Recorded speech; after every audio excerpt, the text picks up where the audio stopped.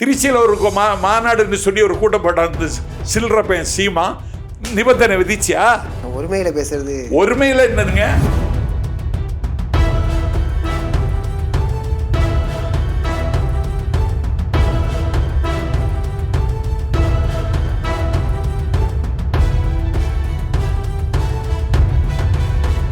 தம்பி தமிழ் மீடியா நேயர்களுக்கு வணக்கம். நான் உங்கள் சதீஷ். இன்றைக்கி நம்மளுடைய நேர்காணல் இருக்கிறது ஒரு நட்சத்திரம். ஒரு சில பேருடைய பேச்சை கேட்கறதுக்கு தான் ரசிகர்கள் அலையென திரண்டு வருவார்கள். ஸோ அந்த வகையில் தாவேக்காவுடைய கழக பரப்புரை செயலாளர் திரு நாஞ்சில் சம்பத் அவர்கள் தான் இணைஞ்சிருக்காங்க. வணக்கம் சார், எப்படி இருக்கீங்க? நல்லா இருக்கு சார். இந்த நேர்காணல் ஒரு மாதிரி கொஞ்சம் கேஷுவலாக போகலான்னு நினைக்கிறேன். அரசியல் மோதல்கள் அதிகமாக இல்லாமல் ஒரு கேஷுவலான ஒரு நேர்காணலாக இருக்குன்னு நான் விரும்பப்படுறேன். முதல்ல ஏன் மதிமுக ஆரம்பத்தில், அதுக்கான பதில்? நான் ஒரு பிறக்கும் பொழுதே திமுகவாக பிறந்தேன். என்னுடைய அண்ணன் பேர் கருணாநிதி. 1956 தீரர் கோட்டம் திருச்சியில் நடந்த நாவலர் தலைமையில் நடந்த திமுக மாநில மாநாட்டில் கொள்கை குழப்பங்கள் என்ற தலைப்பில் பேசிய ஈவேக்கி சம்பத்தின் பேச்சை கேட்டு வியந்து போன தந்தை, இனி ஒரு மகன் பிறந்தால் அவனுக்கு சம்பத் என்று பெயர் வைப்பேன்னு எனக்கு பெயர் வைத்தார். ஓகே. என் தம்பி பேர் ஜீவா, என் தம்பி பேர் ஸ்டாலின், என் தம்பி பேர் கஹாரி. இப்படி ஒரு மலையாளமும் தமிழும் கலந்த மணிப்பரவாள நடை பேசுகிற தென் தமிழகத்தினுடைய கடைசி எல்லையில் இருக்கிற ஒரு கிராமத்தில் பிறந்த நான் பிறக்கும் பொழுதே திமுகவாக பிறந்தேன். சுயமரியாதை கொள்கை எங்கள் ஊரில் அறிமுகம் செய்து எங்கள் அப்பா. 1900 கல்லூரியில் நான் மாணவர் திமுகவை அண்ணன் வைகோ சொல்லி தொடங்கினேன். முதலாக இலங்கை தமிழர் பிரச்சனைக்காக கைதாகி பாளையங்கோட்டை சிறைச்சாலை முன்னெச்சரிக்கை நடவடிக்கையில் நான் கைது செய்யப்பட்டு எம்ஜிஆர் பொழுது முதலமைச்சர் பாளை சிறைச்சாலையில் அண்ணன் வைகோவை நான் பார்த்தேன். ஓகே. அவர் மாலையில் சிறைச்சாலைக்குள்ளேயே வாலிபால் விளையாடுவார் தோழர்களோட, கைது செய்யப்பட்ட தோழர்களோட. அது முடிந்ததற்கு பிறகு பொதுக்கூட்டம் நடத்துவார் சிறைக்குள்ளேயே. அதில் எனக்கு அவர் முதல் நாள் தந்த தலைப்பு புதிய வார்ப்புகள், 2வது நாள் தந்த தலைப்பு நிறம் மாறாத பூக்கள், 3வது நாள் தந்த தலைப்பு அலைகள் ஓய்வதில்லை, 5வது நாள் தந்த தலைப்பு தப்பு தாளங்கள். இப்படி அன்றைக்கு வந்த திரைப்படங்களை தலைப்பாக்கி இந்த தலைப்பில் பேசுங்க அப்படின்னு சொல்லி என்னை பேச வைத்தார். என்னுடைய குரல் வளம் நன்றாக இருக்கிறது என்று பாராட்டினார். கொஞ்சம் ஒருமையில் எம்ஜிஆர் எல்லாம் விமர்சிக்கிறீங்க, அதை தவிர்த்து கொள்வது நல்லதுன்னாரு. எதிர்காலத்தில் ஒரு மிகப்பெரிய சொற்பொழிவாளராக வலம் வருவதற்கான எல்லா தகுதியும் உனக்கு இருக்குது அப்படின்னு சொல்லி என்னை அங்கீகரித்தார். அந்த வைகோவுக்கு திமுகவில் பயணம் செய்ய முடியாத ஒரு நெருக்கடி வருகிறது. வைகோவின் ஆதாயத்திற்காக விடுதலை புலிகள் கருணாநிதியை சதி என்று பொதிகை தொலைக்காட்சி தூரதர்ஷனில் சோபனா ரவி 1993 அக்டோபர் திங்கள் 3ஆம் தேதி ஒரு செய்தி வாசிக்கிறார். வைகோவின் ஆதாயத்திற்காக கருணாநிதியை கொல்ல சதின்னு சொன்னதை ஊர்ஜிதமாக ஆகாத செய்தி என்றும் சொன்னார்கள். அதை கலைஞர் நம்பினார். ஜெயலலிதாவினுடைய போலீஸ் பாதுகாப்பை கலைஞர் அன்றைக்கு பெற்றுக்கொண்டார். என்னை ரொம்ப காயப்படுத்தியது. கலைஞர் நம்பியிருக்கக்கூடாது, நம்பிட்டார். கலைஞர் நம்பிட்டார். ஜெயலலிதா கொடுத்த போலீஸ் பாதுகாப்பு அவர் பெற்றிருக்கக்கூடாது, பெற்றுவிட்டார். அவங்க வைகோவுக்கு ஏதோ நெருக்கடி நேர்ந்து விட்டதுன்னு உணர்ந்தேன். 93 அக்டோபர் திங்கள் 3ஆம் தேதி இது நடந்தது.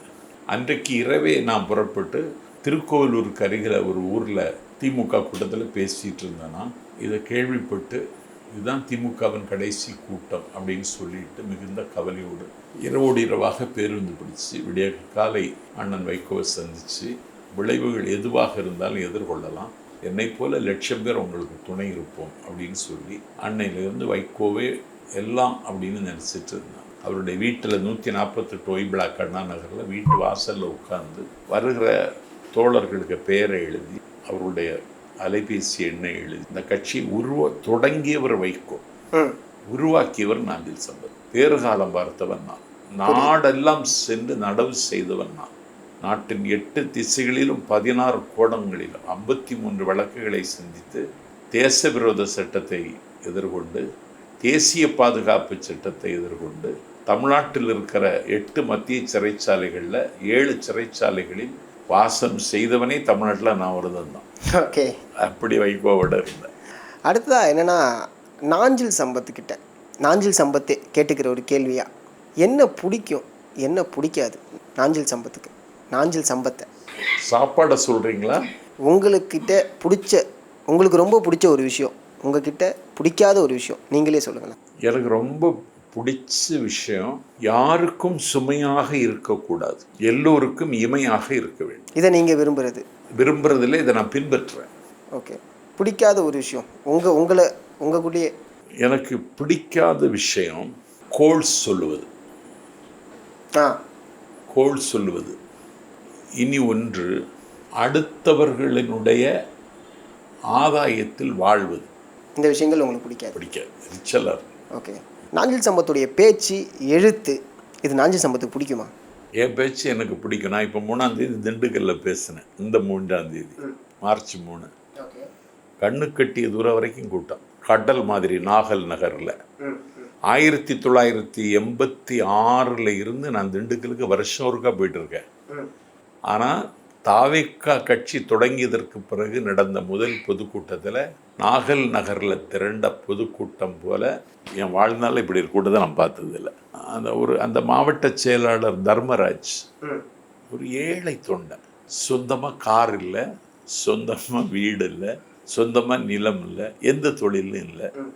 அந்த விஜய் தலைவரை நம்பி நிற்கிற தம்பிகளுக்கு உதவியோடு தான் அவரோட வாழ்க்கை சக்கரமே அவர் இப்படி ஒரு மாநாடு நிகர்த்த பொதுக்கூட்டத்தை நடத்தினார். நான் அதிர்ந்து போனேங்கிறத விட ஆச்சரியத்தின் உச்சிக்கே போயிட்டேன். ஓகே. அங்கே வந்த கூட்டத்தை பார்த்து அதேமாரி 1950, 1980, 1990 இந்த காலகட்ட அரசியலை நீங்கள் எப்படி பார்க்குறீங்க? 1950, 1950 நான் பிறக்கவே இல்லை. 1950 தமிழ்நாட்டில் நீதி கட்சி ஆட்சி வந்தாச்சு. 1980 மக்கள் திலகம் எம்ஜிஆர் இந்த மண்ணில் முதலமைச்சர். 102 அணிசாரா நாடுகளுக்கு தலைமை வைத்த அயன் லேடி இந்திரா இந்தியாவினுடைய பிரதம அமைச்சர். தமிழ்நாட்டில் காங்கிரஸ் அதிமுக கூட்டணி ஒரு நேச்சுரல் அலையன்ஸ் அப்படின்னு தமிழகம் நம்பி இருந்த காலம் அந்த காலம். ஒரு மக்கள் திலகம் எம்ஜிஆர் கேள்விக்கு அப்பாற்பட்ட ஒரு முதலமைச்சர் என்கிற நிலையில் கோலோச்சிய காலம் அந்த காலம். எல்லாவற்றையும் தாண்டி தமிழ்நாட்டு அரசியலில் 77 ஆட்சியை இழந்த கலைஞர் திமுகவை மீட்டெடுப்பதற்கு எம்ஜிஆரை எதிர்த்து எதிர்நீச்சல் போட்ட காலம் கலைஞர் காலம். அதிகாரத்தில் எம்ஜிஆர் இருந்தாலும் தமிழ்நாட்டு அரசியலை தன்னுடைய ஆட்காட்டி விரலில் வைத்து ஆணையிட்டு லட்சக்கணக்கான திமுக தொண்டர்களை வழிநடத்தி ஒரு இயக்கத்தை அவர் தீவிரமாக எடுத்த காலம்.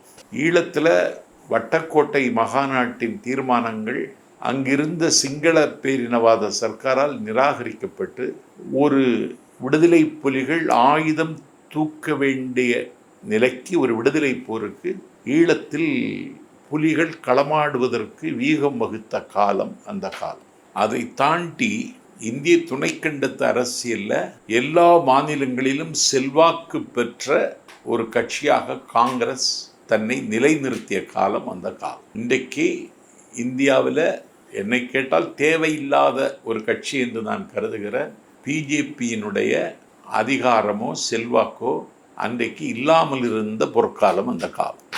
அப்படியே கொஞ்சம் பின்னோக்கி போனோன்னா எம்ஜிஆர் அவர்களை பார்த்தாச்சு, கலைஞர் கருணாநிதி அவர்களுடைய பயணிச்சாச்சு. அந்த வகையில் விஜயை இப்போ பின்தொடர்றீங்க, விஜயோட கட்சியில் போய் இணையிறீங்க அப்படிங்கும்போது இதுக்கான காரணம் என்ன? இல்லை, நான் ஒரு அம்மா ஜெயலலிதாவின் மறைவிற்கு பிறகு என்னால் எடப்பாடி பழனிசாமியினுடைய தலைமை ஏற்க முடியலை. அதனால் நான் சுற்றுப்பயணம் செய்வதற்கென்று ஒரு கார் தந்திருந்தாங்க அம்மா. நான் கட்சியை விட்டு வெளியேற முடிவெடுத்து அந்த காரை ராயப்பேட்டை அதிமுக அலுவலகத்தில் ஒப்படைச்சிட்டு நான் கட்சியை விட்டு வெளியேறிட்டேன். இலக்கியம் சார்ந்த மேடைகளில் பேசினா போதும் அப்படின்னு மனசுக்குள்ளே ஒரு திட்டம் வச்சுருந்தேன். அடுத்த தலைமுறைக்கு, ஜென்சி தலைமுறைன்னு சொல்கிறோமே, அந்த தலைமுறையில் ஒரு 1000 சொற்பொழிவாளர்களை உருவாக்கணும்னு ஒரு திட்டம் போட்டேன். சங்ககால தமிழ், சமயத்தமிழ், சமகால தமிழ், தன்மானத்தமிழ், தன்னம்பிக்கை தமிழ் அப்படின்னு 5 தலைப்பில் மாணவர்களுக்கு, இளைய தலைமுறைக்கு வகுப்பெடுக்கணும். அவங்கள்ட்ட ஒரு குறைந்தபட்சம் என்னுடைய குறைந்தபட்ச தேவையை நிறைவேற்றுவதற்கான அந்த போராட்டத்திலேருந்து நான் இன்னும் ஜெயிக்கலை நான் இன்னும். ஓகே, முயற்சியில் இருக்கீங்களா இல்லை கைவிட்டீங்களா? முயற்சியில் இருக்கீங்களா இல்லை கைவிட்டுட்டீங்களா அந்த போராட்டத்தை? இன்னும் போராடிட்டு தான் இருக்கேன். ஓகே, அப்படி தொடங்கணும்னு பிளான் போட்டேன். இதை அறிவிக்கவும் செய்தேன். ஆனால் அதுக்கு எனக்கு சரிய ஒத்துழைப்பு கிடைக்கல. இப்போ சென்னையில் ஒரு 100 மாணவர்களை 100 இளைஞர்களை சந்திக்கிறேன்னா அது ஒரு குறைந்தபட்சம் ஒரு அரங்கம் பிடிக்கணும். அந்த 100 பேருக்கு மதிய உணவு கொடுக்கணும். அதுக்கெல்லாம் கொஞ்சம் நிதி தேவைப்பட்டது. என்கிட்ட நிதி இல்லை. நான் என்னுடைய மகனை மருத்துவர் ஆக்க வேண்டும் என்ற கனவில் அதற்கான செலவை ஈடுகட்டவே என்கிட்ட வசதி இல்லை. அதனால் வாழ்க்கையில் போராட்டம். அதனால் சரி, அதுக்கு யாரும் ஒத்துழைப்பு தரல. யார்கிட்டையும் வாய் திறந்து எனக்கு இது உதவி பண்ணுங்கன்னு கேட்குற மனநிலையில் நான் இல்லை. நான் ஒரு 100% சுயமரியாதைக்காரன். நான் யார்கிட்டையும் கேட்கல, யாரும் உதவலை. அதெல்லாம் முயற்சியை கைவிட்டேன். இலக்கிய மேடைகளில் பேசலான்னா தமிழ்நாட்டில் இலக்கிய மேடைகள் இன்றைக்கு அருகிவிட்டன. பட்டிமன்றங்கள் பாட்டு மன்றங்கள் ஆகிவிட்டது. தரமாக பேசுகிறவர்களை அடையாளம் காண தமிழ்நாடு தயாராக இல்லை. மலிவான தரங்கட்ட திரும்ப திரும்ப சொல்லுகிற அறுவை ஜோக்குகளை வச்சு ஆட்டம் பாட்டம்னு பேசுகிறவர்களுக்கு தான் தமிழ்நாட்டில் மேடை கிடைக்குது. என்ன மாதிரி எந்த தலைப்பை கொடுத்தாலும் அந்த தலைப்பினுடைய விண்ணும் மண்ணும் பார்த்து அடியும் முடியும் கண்டு அலசி ஆகிற என்ன மாதிரி உள்ளவங்களை பயன்படுத்த தமிழகம் தயார் இல்லைன்னு புரிஞ்சுக்கிட்டேன். சரி அப்படின்னு சொல்லிட்டு சும்மா தான் இருந்தேன். அப்போது பிஜேபிக்கு எதிராக சில கருத்துக்களை பதிவிட்டுட்டே இருந்தேன். அப்போது ஒரு நாள் சேகர் பாபு என்னை கூப்பிட்டார். பிஜேபிக்கு எதிராக கருத்துக்கள் எல்லாம் வெளியிடுறீங்க, அதிமுக வெளியிட்டீங்க, ஏன் திமுகக்கு வரலாமேன்னு கேட்டார். ஒரு கட்சியில் சேர்ந்து பயணிக்கிற நிலையில் நான் இல்லை, நான் இனி ஒரு அரசியல்வாதி ஆக முடியாதுன்னு நினைக்கிறேன் அப்படின்னு சொன்னேன். அதற்கான முயற்சியில் சேகர்பாபு இறங்கினார். அதற்கான முயற்சியில் வழக்கறிஞர் ஜோயல், இன்னைக்கு உதயநிதி பக்கத்தில் அவர் தான் இருக்கார், அவரும் என்கிட்ட பேசினார். நான் அப்பவும் அதுக்கு ஒத்துக்கிடலை. அப்புறம் மீண்டும் காலம் விரைகிறது. அப்போ நான் பிஜேபியை கடுமையாக விமர்சிக்கிறேன், சம்பத்திட்ட பேசி பாருங்களேன்னு அண்ணா ஸ்டாலின் அன்பில் பொய்யாமொழி என் குடிசைக்கு வந்தார். தலைவர் உங்களை விரும்புகிறாரு, நல்லா வச்சுக்கிடலாம் சம்பத்துன்னு சொன்னார்.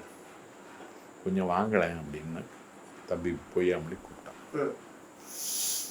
நான் சொன்னேன், எனக்கு இப்போ தான் ஒரு சினிமா வாய்ப்பு என்ன தேடி வருது, இதில் கவனம் செலுத்தணும்னு நினைக்கிறேன். அது போக கல்லூரிகள், சுழற்சங்கங்கள், அரிமா சங்கங்கள், ஜேசிஸ் கிளப்பு, இந்த மாதிரி இடங்களில் பேசி போயிட்டுருக்கேன். என்னுடைய தேவை அதில் தான் நிறைவேற்றிட்டுருக்கேன். கடல் கடந்த நாடுகள்லேருந்து எனக்கு அழைப்பு வருது. அதனால் நான் திமுகவில் சேர்ந்து பணியாற்றுவதை விட திமுகவில் சேராமல் என்னால் உங்களுக்கு அதிக உழைப்பை நான் தர முடியும். திமுகவில் சேர்ந்து ஒரு செய்கிற வேலையை விட நான் அதிக உழைப்பை உங்களுக்கு தர முடியும். தலைவற்ற நம்பிக்கையோடு சொல்லுங்கள், நான் திமுக மேடையில் பேச தயாருன்னு. அப்படி தான் திராவிட இயக்க சொற்பொழிவாளர்னு போட்டு கருப்பு சிவப்பு வேடி கட்டாமல் நான் திமுக மேடையில் பேசிகிட்டு இருந்தேன். யார் எந்த மந்திரிகிட்டையும் போய் எதுவும் எந்த உதவியும் நான் கேட்டதில்லை, எந்த சிபாரிசுக்கும் போனதில்லை. ஒரு சுயமரியாதைக்காரனாகவே வாழ்ந்தேன். உதயநிதியினுடைய அரசியலுக்கு ஒரு முகம் தருகிறது மாதிரி என் பேச்சுக்களை எல்லாம் நான் மாற்றினேன், என் உயரத்தை மறந்து. ஆனால் அவங்க என்ன, தாவேக்கா தொடங்கி அன்றைக்கு, தளபதி விஜய் அறிவித்த அன்றைக்கு என்கிட்ட உங்களை மாதிரி ஒரு யூடியூபர் வந்து கேள்வி கேட்டார். ஒரு புதிய கட்சி தொடங்கியாச்சு தளபதி விஜய், சேருவதில் ஏதாவது நோக்கம் இருக்கான்னு கேட்டார். அப்படி ஒரு திட்டமே இல்லை தம்பி, அப்போ இல்லை, கனவில் கூட இல்லை தம்பி, என்ன நினைக்கிறீங்கன்னார். ஒரு கோடி இளைஞர்கள் அவர்கிட்ட இருப்பாங்கன்னு நினைக்கிறேன். அவர் அந்த கொடியில் யானை சின்னத்தை வைத்திருப்பது ஒரு பண்பாட்டு மீட்சிக்கான தொடக்கமாக பார்க்குறேன். தமிழர்கள் மறந்து போன பூ வாகைப்பூ. வாகைப்பூ என்னென்ன யாருக்கும் தெரியாது. அந்த வாகைப்பூவை இன்னைக்கு சங்ககால தமிழர் மன்னர்கள் போருக்கு போகும் பொழுது பயன்படுத்துகிற பூ அது. அதுக்கே பல விமர்சனங்கள் இருக்கு. ஆமாம், சூடிக்கொண்டு போகிற பூ. அந்த பூவை அவர் கொடியில் வச்சிருக்காரு. இதுவும் நல்ல தொடக்கம் அப்படின்னு சொன்னேன். ஆனால் ஒரு சின்ன நெருடல் இருக்குது எனக்கு. தமிழக வெற்றி கழகம்னு பேர் வச்சிருக்காரு. அந்த வெற்றிக்கு பின்னால், அதாவது வல்லினம் மிகுந்து வந்தால் ஒற்றெழுத்து போடணும். ஐக்கு பிறகு வெற்றிக்கு பிறகு கழகம்னு வருது, வல்லினம் வருகிறது. அப்படின்னா ஒற்றெழுத்து போடணும்னு தான் தமிழ் இலக்கண விதி. இதில் இக்கு போடலை, அது ஒரு குறை தான் அப்படின்னு சொன்னேன். நான் தான் முதல்ல சொன்னேன். அன்னைக்கு மாலையில் பார்த்தா இக்கு போட்டுட்டாங்க, புள்ளி வச்சானா. அதுக்கு பிறகு தாவைக்கா தம்பிகள் என்ன நேசிக்க ஆரம்பித்தாங்க. ஓகே, தலைவர் நேசிக்கலையா? அது தெரியாது எனக்கு. நான் அதை பற்றி எதிர்பார்க்கவும் இல்லை. தாவைக்கா தம்பிகள் என்ன நேசிக்க ஆரம்பித்தாங்க. அதுக்கப்புறம் நான் தாவைக்கா விஜயினுடைய நல்ல நடவடிக்கைகளை பாராட்டி நான் செய்தியாளர்கள் சந்திப்பில் சொல்லிட்டு இருந்தேன். குறைகளையும் சொன்னேன். இது திமுகவுக்கு பிடிக்கலை, திமுக தலைமைக்கு பிடிக்கலை. அதனால என்னை நிராகரித்தார்கள், அலட்சியப்படுத்தினார்கள், ஆறாவது விரலாக கருதினார்கள், இழிவுபடுத்தினார்கள், என்னை அவமானப்படுத்துவதில் சுகம் கண்டார்கள். அதை நான் உணர்ந்து கொண்டேன். இனிமேல் இங்கே இருக்க முடியாதுங்கிற நெருக்கடி எனக்கு வந்துச்சு. அப்போது டிசம்பர் 1, 2, 3 நாட்கள் வசை மாறி பொழிய தொடங்கினார்கள் தொலைபேசியில். எங்கடா இருக்க, என்னடா நினைச்சிட்டு இருக்க, விஜய் ஜெயிச்சிருவானோ, பிடிங்கிருவானோ அப்படின்னு எல்லாம் பேச ஆரம்பித்தார். எனக்கு அது கொஞ்சம் சங்கடமாக இருந்துச்சு. இது என்ன அத்துமீறல், இது என்ன ஆக்கிரமிப்புன்னு நான் நினச்சிட்டு இருந்தேன். நான் யார்கிட்டையும் சொல்லலை.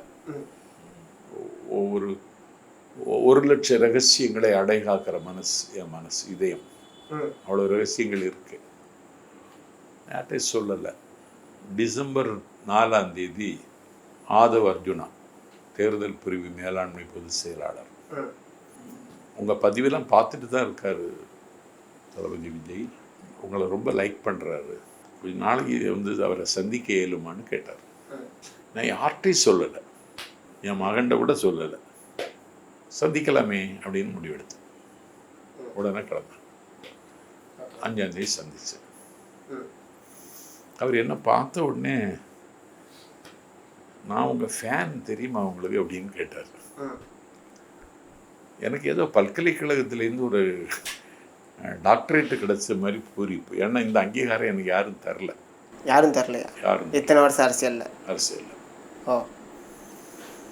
ஏன்னா என்னை பற்றி சொல்லணுங்கிறதுக்காக இல்லை, எனக்கு காம்படிட்டிவாக ஒரு சொற்பொழிவாளர் தமிழ்நாட்டில் இல்லை. இப்போ வரைக்கும் அரசியலே இல்லை, இலக்கியத்திலையும் இல்லை. இப்போ வரைக்கும் அதை நான் தக்க வச்சிட்ருக்கேன். அதுக்காகத்தான் என்ன நான் டெடிகேட் பண்ணிகிட்டே இருப்பேன். அப்போ இப்படி சொல்லார் அப்படின்னு சொல்லிட்டு மகிழ்ந்தேன். ஒரு 40 நிமிஷம் பேசிகிட்டு இருந்தோம். என்ன பேசுனீங்க? என்ன உரையாடல் இருந்துச்சு அதில்? எப்படி 9.5 மணி நேரம் பேசுனீங்கன்னு கேட்டார். எனக்கு ரொம்ப சர்ப்ரைஸாக இருந்துச்சு அந்த நியூஸ். அப்படின்னா நான் ஒரு 1989 என்னுடைய இளைய வயதில் திமுக தேர்தல் பிரச்சார மேடையில் அருப்புக்கோட்டையில் 9.5 மணி நேரம் பேசுனேன். இரவு 10 மணிக்கு ஆரம்பித்து அடுத்த நாள் காலை 7:30 மணிக்கு முடித்தேன். தண்ணி குடிக்காமல், சோடா குடிக்காமல், பிரேக் விடாமல் பேசுனேன். 7:30 மணிக்கு தான் கலைஞர் வந்தார். அவர் சிரிச்சுட்டே மேடை ஏறுறாரு. நான் பேசிட்டு பார்க்குறேன், இப்படி உட்காந்தார். நான் இப்படி பார்த்து வணக்கம் வச்சுட்டு பேச ஆரம்பித்தேன். எவ்வளோ நேரமாக பேசுகிறையா அப்படின்னு கேட்டார். 9.5 மணி நேரம். சரி முடி அப்படின்னாரு. நான் அதில் பெரிய கடை திறக்கப் போகிறது, பெட்டி கடை மூடுகிறேன், நன்றி வணக்கம்னு முடித்தேன். கலைஞர் அந்த மேடையில் 9.5 மணி நேரம் சர்க்கஸில் வித்தை காட்டலாம்.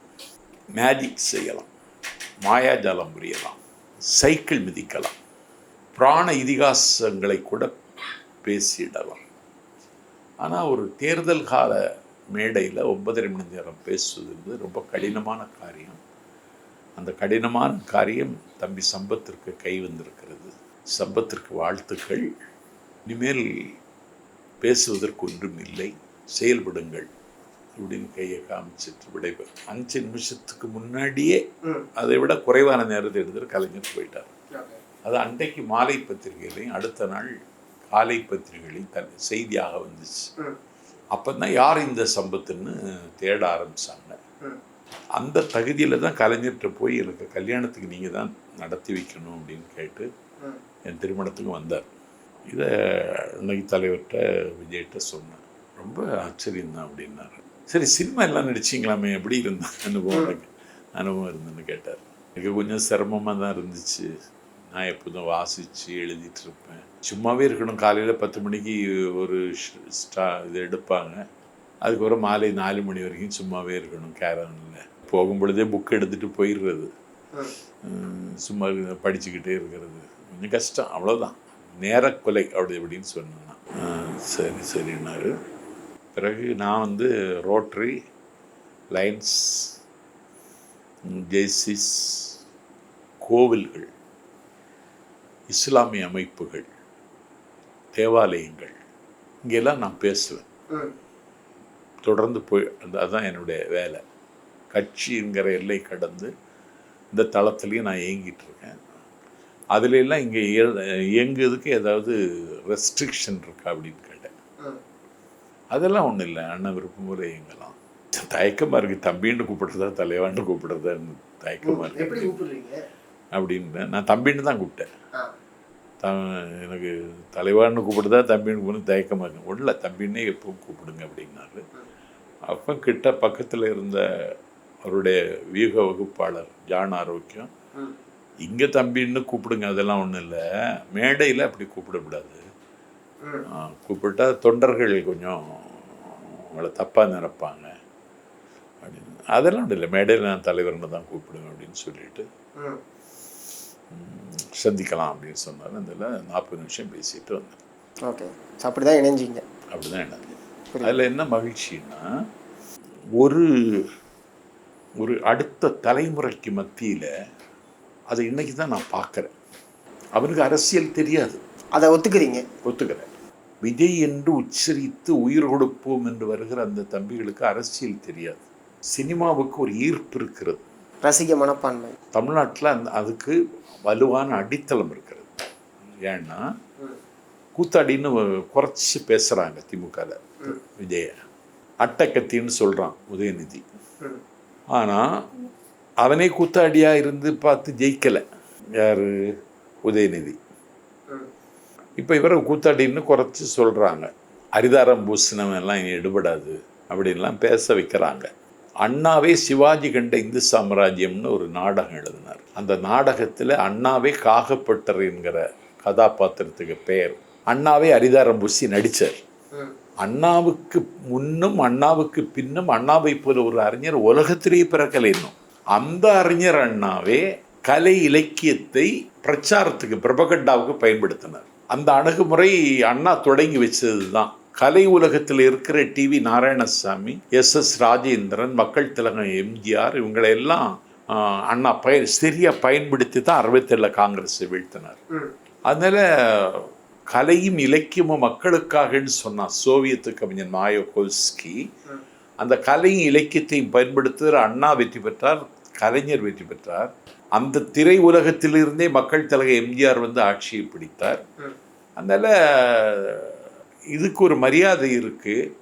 அதிலே விஜய்க்கு இருக்கிற இளைஞர்கள் மாதிரி எனக்கு தெரிஞ்சு இந்தியாவில் யாருக்கும் இப்படி இளைஞர்கள் கூட்டம் திரண்டதில்லை. இந்த இளைஞர்களுக்கு மத்தியில் நான் பேசுகிறேன், இவன் என் பேச்சை கேட்பானான்னு நினச்சேன்.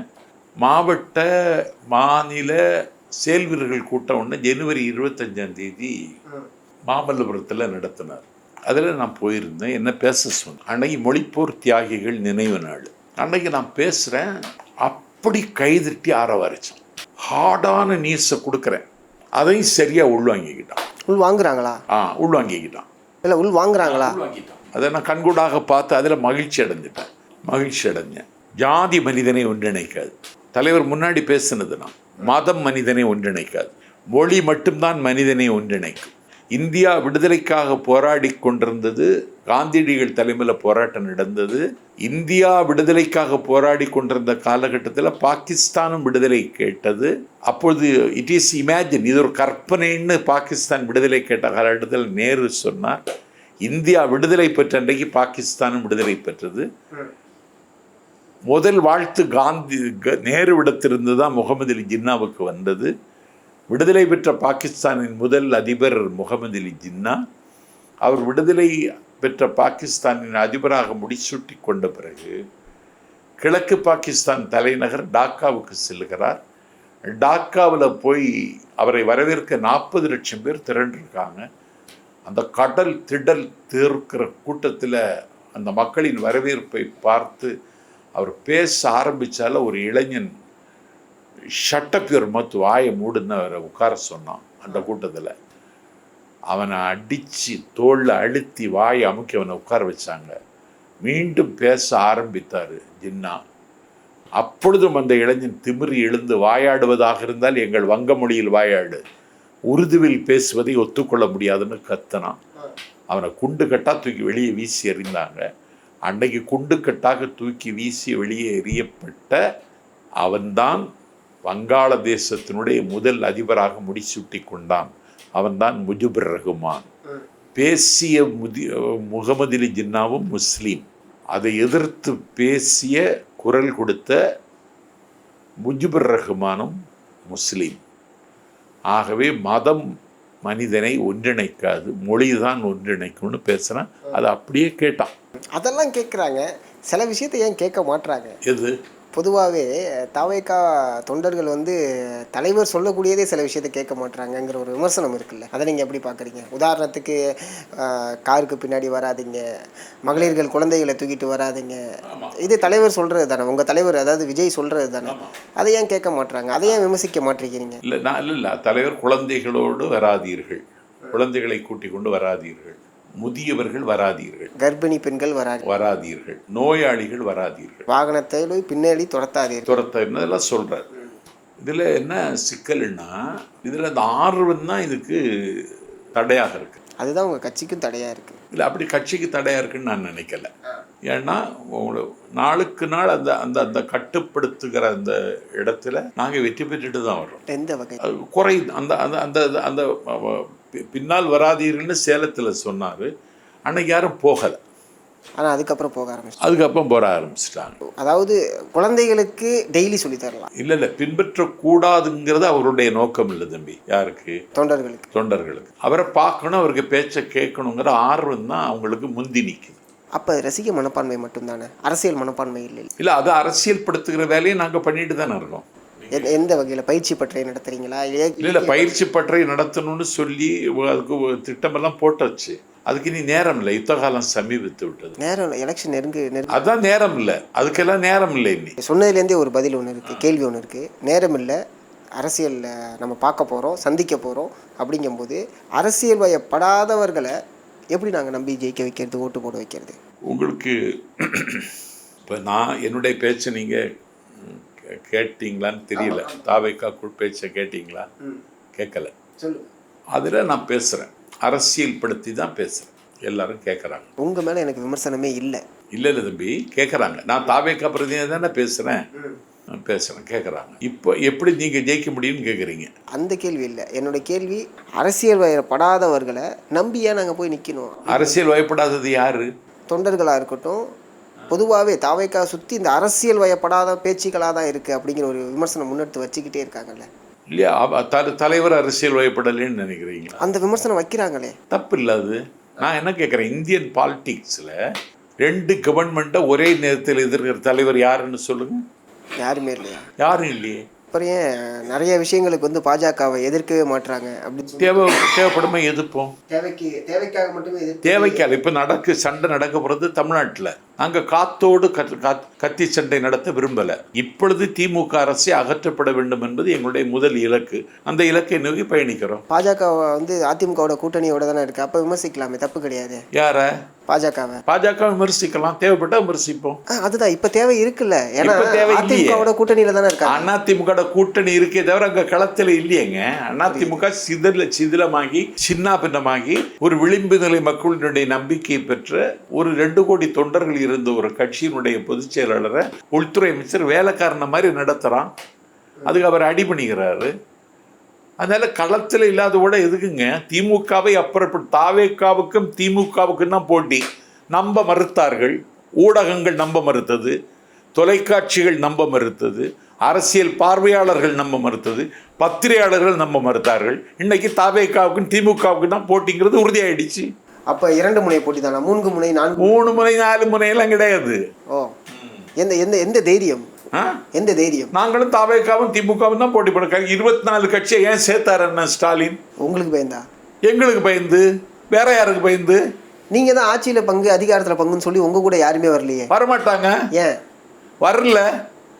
ஒருவேளை தாவேக்கா ஜெயிக்காது அப்படிங்கிற ஒரு. அப்படி இல்லை. நாங்க எங்களுக்கு நோக்கம் கூட்டணியில ஆடுகளை சேர்க்கணுங்கிறது இல்லை. ஏன்னா அப்படி ஒரு நோக்கம் தலைவர் விஜய்க்கு இருந்திருந்தா கூட்டணி பேச்சுவார்த்தைக்குன்னு குழு அமைத்திருப்பார். ரகசிய பேச்சுவார்த்தை மட்டுமே நடைபெற்றதா? இல்ல, பேசினாங்க. ஏண்டே பேசினாங்க. என்னுடைய புதிய தமிழகம் கிருஷ்ணசாமி பேசினாரு. என்னட்டே 1-2 தலைவர்கள் பேசினாங்க. ஆனா தலைவர் அந்த முடிவை எடுக்கலையே. கூட்டணின்னா பேச்சுவார்த்தைக்கு ஒரு குழு போடணும். இப்போ தேர்தல் அறிக்கை தயாரிப்பதற்கு டாக்டர் அருண்ராஜ் ஐஆர்எஸ் தலைமையில் குழு போட்டிருக்கோம். பரப்புரை குழு, அதுக்குன்னு ஒரு குழு போட்டிருக்கோம். இன்னைக்கு கட்சியினுடைய கட்டுமானத்தை பெண்கள் மத்தியில் கொண்டு சேர்ப்பதுக்கு பெண்களை கொண்ட ஒரு குழு அறிவிச்சிருக்காரு. கேட்டிங்களா? நாங்கள் கூட்டணி பேச்சுவார்த்தைக்குன்னு குழுவே போடலையே. தனியாக நின்றே வெல்ல முடியுங்கிற நம்பிக்கை எங்களுக்கு இருக்கு. தமிழ்நாட்டில் வேற எந்த கட்சியாவது இருக்கா? நாம் தமிழருக்கு இருக்கேன். என்ன ஜெயிக்க முடியும் நம்பிக்கை இருக்கா? தனியா நிக்கிறாங்களே. தனியா நிக்கத்தான் முடியும். நீங்க இன்னும் தனியாவே நிக்கல. இதுமே நாங்க தனியா தான் நிக்க போறோம். தனியா தான் நிக்க. அவன் தனியாக நிக்க போறங்கிற முடிவு மட்டும்தான் இருக்கு. ஜெயிப்பேன்னு நம்பிக்கை இருக்கா? நின்றுகிட்டே இருக்காங்க. அவங்கதான் நின்றுகிட்டே இருப்பான். இன்னும் 400 தொகுதி இருந்தாலும் தனியா நிற்பான். அவனுக்கு வேற என்னங்க நோக்கம்? வசூலுங்க. என்ன வசூல்? ஒவ்வொரு தொகுதியிலையும் வசூல் பண்ணுவான். ஒவ்வொரு தொகுதியிலையும் செல்வாக்கோட யார் இருக்கா, செல்வத்தோட யார் இருக்கா, யாருன்னு பார்த்து அவங்கள்ட்ட காசு கேட்கறான். யாரும் அது மாதிரி கிடையாது. அப்படியெல்லாம் கிடையாது. எல்லாமே விளிம்பு நிலை மக்கள் மட்டும். விளிம்பு நிலை மக்கள் தான். யாருமே செல்வாக்குடையவர்கள், செல்வம் படைத்தவர்கள் கிடையாது. கிடையாது. ஓ, வேட்பாளர்களும் அப்படிதான் இருப்பாங்கன்னு நினைக்கிறேன் நான். ஏன்னா மாவட்ட செயலர்களும் அப்படிதான் இருக்காங்க. நான் முதல் கூட்டம் ராணிப்பேட்டை பக்கத்தில் பேசுனேன். அந்த மாவட்ட செயலாளர் ஒரு பூக்கடை வச்சிருக்கார். அந்த பெரிய மாலை போட்டாரு அவரா? ஒரு பெரிய மாலை ட்ரோனில் எடுத்துகிட்டு வந்து போட்டாங்க. ஏன்னா அது எந்த ஒரு விளிம்பு நிலை மக்களும் வாங்க முடியாத ஒரு மாலையாக இருந்துச்சு. ஒரு பூக்கடை வச்சிருக்காரு தம்பி.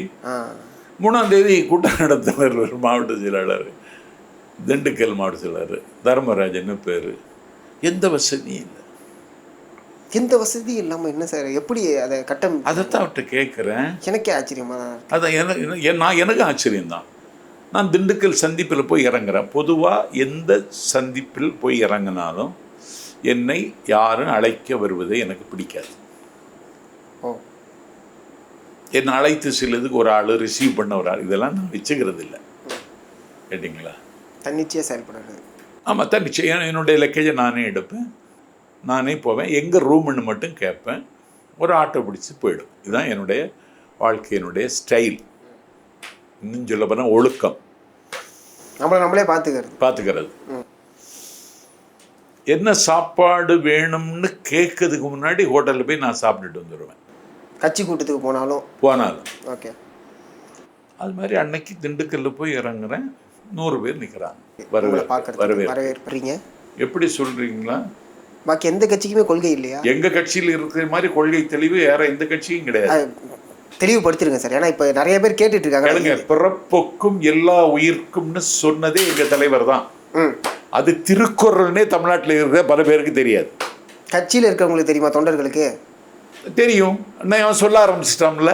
பரவாயில்ல. ஏன் கேட்குறேன்னா, ஏன்னா கேளுங்க, கூட்டம் தொடங்குவதற்கு முன்னாலேயே நாங்கள் கொள்கை தலைவர்கள் தந்தை பெரியார், கர்ம வீரர் காமராஜர், பாபா சாஹிப் அம்பேத்கர், ராணி வேலுநாச்சியார், அஞ்சலி அம்மாள் 5 பேருக்கு படத்தை வச்சு மலர் அஞ்சலி செலுத்திட்டு தான் நாங்கள் மேடைக்கு வர்றோம். கேட்டீங்களா? அதுக்கு பிறகு தமிழ்த்தாய் வாழ்த்து பாடப்படுகிறது. எல்லாரும் எழுந்து நிற்கிறாங்க. தமிழ்த்தாய் வாழ்த்து பாடல் முடிந்தவுடனே கொள்கை பாடல் ஒன்று இசைக்கப்படுகிறது. அதுக்கு எழுந்து நிற்கிறாங்க. அதற்கு பிறகு இந்தியாவினுடைய விடுதலைக்காக, சுதந்திரத்திற்காக ஈகம் செய்த தியாகிகளை என்றைக்கும் மறக்க மாட்டோம். வலது கையினால மார்பகத்தில் வச்சுட்டு உறுதிமொழி வாசிக்கப்படுகிறது. அன்னை தமிழ் காக்க அக்கினிகளை அரவணைத்து கொண்டு ஆவி துறந்த மொழிப்போர் தியாகிகளை நாங்கள் பின்பற்றுவோம். அதுக்கு பிறகு சட்டத்தின் ஆட்சி நடைபெறுகிற இந்தியாவில் அரசியல் சட்டம், அது சார்ந்த உரிமைகளுக்கு உரிய மதிப்பை கொடுப்போம். சாதி, மதம், அரசியல், பிறப்பிடம், பாலின பாகுபாடுகள் இல்லாத ஒரு சமத்துவ சமுதாயத்தை உருவாக்க உறுதி இருக்கிறோம்னு உறுதிமொழி வாசிச்சுட்டு தாங்க கூட்டம் ஸ்டார்ட் பண்ணுவோம். தமிழ்நாட்டில் எந்த கட்சிக்கு இந்த யோகியதை இருக்கு சொல்லுங்க? எல்லா கூட்டத்திலையும் அப்படிதான். ஆமா, இது வரைக்கும் நடந்த எல்லாத்துலையும் உறுதிமொழி வாசிப்பீங்க. ஆமா. அப்ப நான் தான் இங்க தவற விட்டேன் பார்க்க. நீங்க தான் தவற விட்டீங்க. நான் தான் இதை தவற விட்டேன் பார்க்க. ஆமா.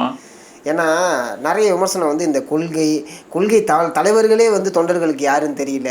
ஏன்னா இப்போ நீங்கள் சொன்னீங்கல்ல, கொள்கை தலைவர்கள் 5 பேர் சொல்கிறீங்கல்ல, உங்கள் கட்சி தொண்டர்கிட்ட போய் கேட்கும்போது எந்த கொள்கை தலைவர் உங்களுக்கு ரொம்ப பிடிக்கும் அப்படின்னு கேட்கும்போது அது எங்களுக்கு விஜய் சார் தான் பிடிக்கும் அப்படிங்கிறாங்க. ஃபைன், பிரச்சனை கிடையாது. ஒரு ரசிக மனப்பான்மையில் அவங்க சொல்கிற தப்பு கிடையாது.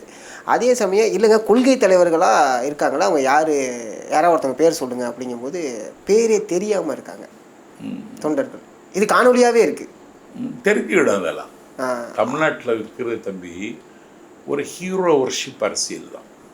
மாஸ் க்ரௌட் ஹீரோ ஒர்ஷிப் அரசியல். ஓகே, இன்னைக்கு நேற்று இல்லை, 2000 வருஷமாக இதுதான்.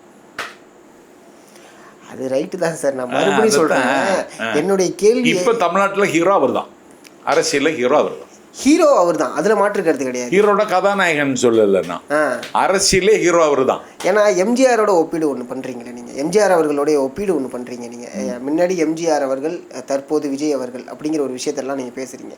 எம்ஜிஆர் அவர்கள் அரசியல் பயணத்தை எடுத்துப்பா, உங்களுக்கு தெரியாது ஒன்றும் கிடையாது. ஏன்னா என்னை தாண்டி உங்களுக்கு நிறையா தெரியும். அப்படிங்கும்போது அவருடைய அரசியல் பயணத்தை எடுத்து பார்த்தா நிறைய இருக்குது.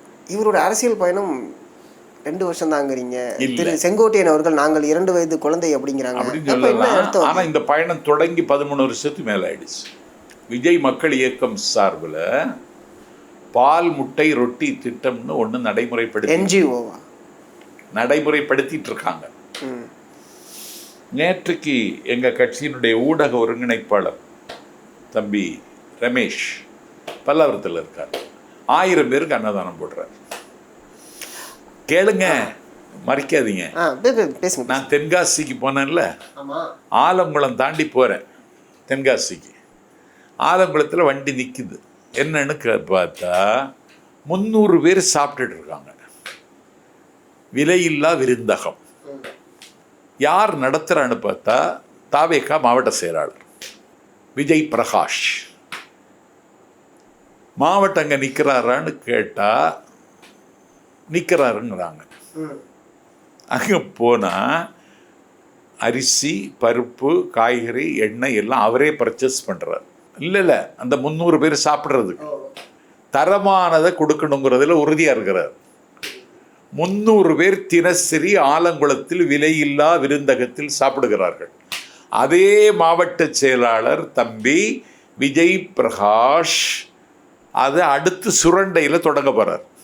ஒன்றை நீங்கள் சேலத்தில் ஒரு கொட்டாவை போட்டு கூட்டம் நடத்தி இருந்திருக்கலாம், வெயிலில் நிற்க வைக்காம. சேலத்தில் கொட்டாவை போட்டோமே. இல்லை, அங்கே வெயிலில் தான் இருந்தாங்க. வேலூரில் தானே போட்டிங்க? ஓ, வேலூரில் போட்டோம். தவிர்த்துருக்கலாம், அதை கொட்டாவை போட்டுருந்துருக்கலாம். தேவையில்லைன்னு நினைக்கிறேன். வெயிலில் நிற்கிறதா? இல்லை, நான் என்ன சொல்கிறேன், கொட்டகை போடுவது செலவாகும். மக்கள் வர்றது அவங்களுடைய மயக்கம். கேளுங்க, அதான் இதில் தான் படிப்பெண்ணே வரணுங்கிறது. சொல்லுங்கள், கண்டிப்பாக தெரிஞ்சுக்கணும். 10 மணிக்கு கூட்டம், 10 மணிக்கு சரியாக தலைவர் பேச ஆரம்பிப்பார் ம் அப்படின்னு அனௌன்ஸ் பண்ணணும். ம் அப்போ 10 மணிக்கு முன்னாடியே வந்துடுவாங்க. ஒரு 8 மணிலேருந்து வந்துடுறாங்கன்னு வச்சு 8 மணிலேருந்து வந்துடுவாங்க. 10 மணிக்கு அவர் பேச ஆரம்பிச்சிடணும். 11:30 முடிச்சிருவார். 11 மணி முடிஞ்சிடும் கூட்டம். அப்போ வெயில் தாக்கம் இருக்காது. ஆனால் நீ 12 மணிக்கு நடந்துச்சுன்னு நினைக்கிறேன். சேலத்தில் இப்படி நடந்து அப்புறம் இங்கே கொட்டையை போட சொல்கிறாங்க. 82 நிபந்தனைகள். எதுக்கு? தாவேக்கா கூட்டத்துக்கு கண்டிஷன்ஸை ஃபாலோ பண்ண ஆரம்பிச்சிட்டிங்க. 82 நிபந்தனைகள்ங்க. தமிழ்நாட்டின் வரலாற்றில், இந்திய வரலாற்றில் எந்த கட்சிக்கும் இப்படி நிபந்தனை கிடையாது. கரெக்ட். ஏன் அப்படின்னா ஏன் அப்படின்னா பைத்தியம் அவனுக்கு. யாருக்கு? அறிவாலயத்தில் இருக்கிற பயிலுக்கு. என்னங்க ஒரு கட்சி கூட்டத்துக்கு 82 நிபந்தனை? திருச்சியில் ஒரு மாநாடுன்னு சொல்லி ஒரு கூட்டம் போட்டான் இந்த சில்லற பையன் சீமா. நிபந்தனை விதிச்சியா? ஒருமையில் பேசுறது. ஒருமையில் என்னதுங்க? அவன்கிட்ட விதிச்சியா? நீ உன் கூட்டம் நடத்துறியே, நிபந்தனை விதிச்சியா? நீ எடப்பாடி பேசுறானே, நிபந்தனை விதிச்சியா? 82 நிபந்தனைங்க. ஈரோடு கூட்டத்துக்கு, சேலம் கூட்டத்துக்கு 52 நிபந்தனைங்க. தஞ்சாவூர் கூட்டத்துக்கு 40 நிபந்தனைங்க. எஸ்ஓபின்னு ஒன்று போட்டு எங்களை சித்திரவதை பண்றிய நீ. What you mean by democracy? Right to differ, right to criticise. அதுக்கு அனுமதிக்க மாட்டேங்கிற நீ. நாங்கள் இங்கே பாருங்க, அனுபவம் தான் படிப்பினை. படிச்சுக்கிட்டு தான் இருக்கோம். திமுகவை எப்படி எதிர்கொள்ளணும்னு எங்களுக்கு தெரியும். நாங்கள் கூட்டத்தில் மக்கள் இவ்வளோ பேர் கூடுறாங்க, தலைவர் பேச்ச கேட்குறாங்க. அது எல்லாமே சந்தோஷம் தான். 6 கோடி பேருக்கு போயிடுது. சந்தோஷம். கேளுங்க, முதலமைச்சர் பேசுனா 3 மணி நேரம் ஆனால் தான் 80 பேர் பார்க்குறான். இதுதான் திமுக செல்வாக்கு. 75 வருஷ அரசியல் செல்வாக்கு. இதான் செல்வாக்கா? 2 வருஷ அரசியலுக்கு செல்வாக்கு அதிகம். எவ்வளோ சொல்லுவாங்க அது ரசிக மனப்பான்மை. திரிஷா அவர்கள் சேரும்போதும் இருங்க நயன்தாரா வந்தாலோ இல்லை எந்த ஒரு நடிகரோ வந்தாலோ ஒரு கூட்டம் கூட தானே செய்யும். ஆமாம், அப்படி நீங்கள் நினச்சிட்டு இருக்கீங்க. ஏன் கூட சேராதா? சேராது. சீரியலில் நடிக்கக்கூடிய நடிகரோ வந்தாலும் கூட்டம் சேரும். கூட்டம் சேருங்க.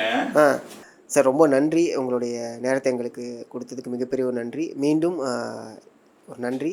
எங்களுடைய இன்வைட்டை அக்செப்ட் பண்ணதுக்கு மிகப்பெரிய ஒரு நன்றி சார். Thank you sir. நன்றி.